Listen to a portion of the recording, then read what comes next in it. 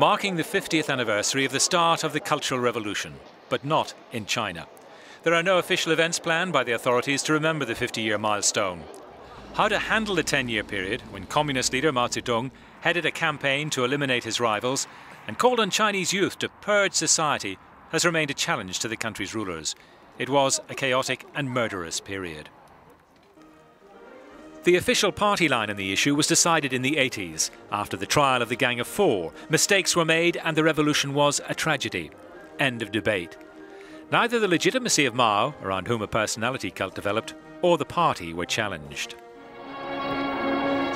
From the start of the Cultural Revolution, Mao's little red book of quotations became the Bible of young people.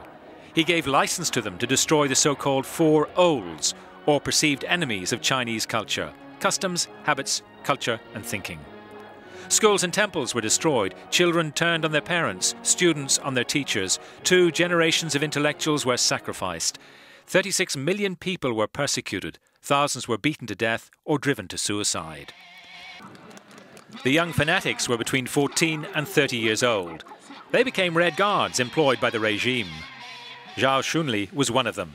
He was 13 when the revolution started. He never questioned it and remains nostalgic of the era. The 30 years after the reforms show that this was totally wrong. The reforms did not bring any benefit to our country, to our lives. They did not bring any development to our economy or our industry.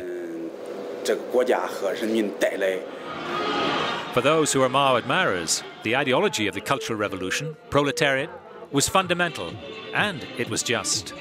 The people who feel nostalgic about the Cultural Revolution are usually old, retired workers and officials from Mao's era. There is a Chinese saying, you still trust the one who already has cheated on you.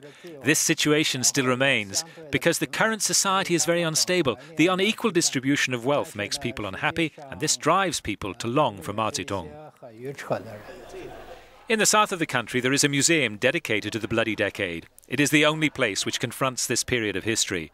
The young people who come here, relatively ignorant of what happened during the 10 years, do not imagine that it could happen again. Such a kind of wrong revolution will never happen again. I believe our party, our country and our leadership will not formulate such incorrect guidelines again. It's reported that not one of the 5 major Chinese newspapers on Monday mentioned the Cultural Revolution. The conclusion on this collective amnesia by the party is that it is better to move forward beyond that decade of leftist ideals. Besides, to condemn Mao would be to undermine the legitimacy of the party, which is unthinkable.